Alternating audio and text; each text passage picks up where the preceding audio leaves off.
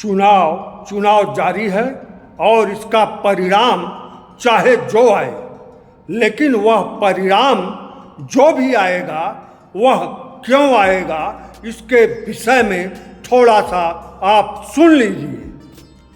भारत का लोकतंत्र खतरे में पड़ जाएगा, भारत का संविधान खतरे में पड़। देश की असली समस्या क्या है और इस समस्या से खुद जनता का लेना देना क्यों नहीं है, ऐसा क्यों है? तो इसका जवाब है देश में मुफ्त का अनाज लेने वाली 80 करोड़ जनता। भला ईवीएम मशीन यानी वोटिंग मशीन भी कोई समस्या है क्या जाने? और यह 80 करोड़ जनता बेरोजगारी भी कोई समस्या है क्यों माने? और यह 80 करोड़ जनता विकसित भारत में जाने के लिए पढ़े लिखे क्यों? ऐसे में इस 80 करोड़ जनता के लिए शिक्षा, स्वास्थ्य जैसी कोई देश में समस्या है क्या पता? फ्री में लगा कोविशील्ड का टीका स्वास्थ्य के लिए कोई परेशानी है? यह 80 करोड़ जनता क्यों माने?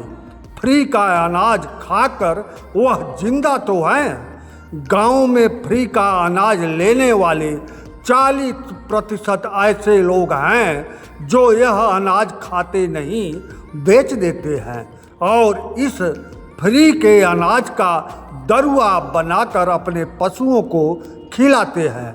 ऐसे लोगों के लिए देश में सब ठीक है, भ्रष्टाचार देश की कोई समस्या नहीं है।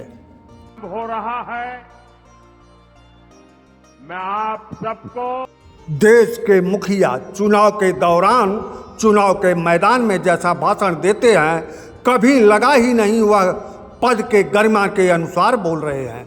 उनकी भाषा ग्राम प्रधान चुनाव स्तर से लेकर जिला पंचायत चुनाव स्तर से ऊपर कभी उठा ही नहीं।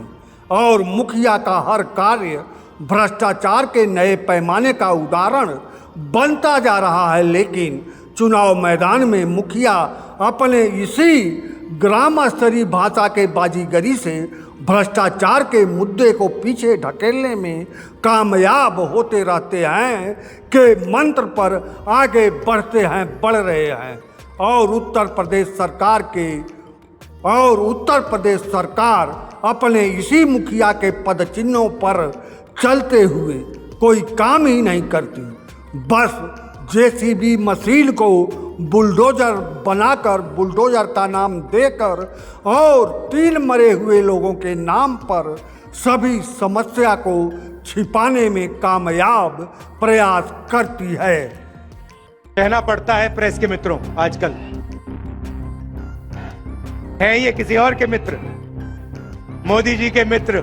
कांग्रेस सरकार के दौर में तमाम पत्रकार राज्यसभा लोकसभा के सदस्य रहे और तमाम छोटे बड़े पत्रकार कांग्रेस सरकार की कमियों, भ्रष्टाचार, चालबाजियों को अनवरत उजागर करते रहे। और ऐसे पत्रकारों की बदौलत भारतीय जनता पार्टी ने पूर्ण बहुमत की सरकार अंततः बनाने में सफलता पाई।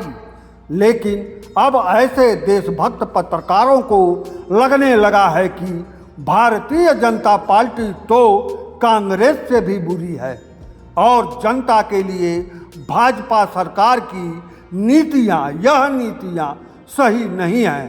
तो ऐसे में पत्रकार भाजपा सरकार की कमियों को उजागर कर रहे हैं और सरकार के तरफ से प्रताड़ित किए जा रहे हैं। चुनाव चल रहा है, सरकार का पलड़ा भारी बताने का क्रम जारी है, लेकिन कोई यह नहीं बता रहा है कि जनता का पलड़ा कहाँ है। इन सब के बीच यह सच्चाई है कि जनता के बीच एक घुटन है जो मुखिया के भाषण से दिनों दिन बढ़ रही है। और यही घुटन किसी भी क्रांति की नींव होती है, यही घुटन परिणाम की जनक होती है और यही घुटन सत्ता परिवर्तन भी कराती है।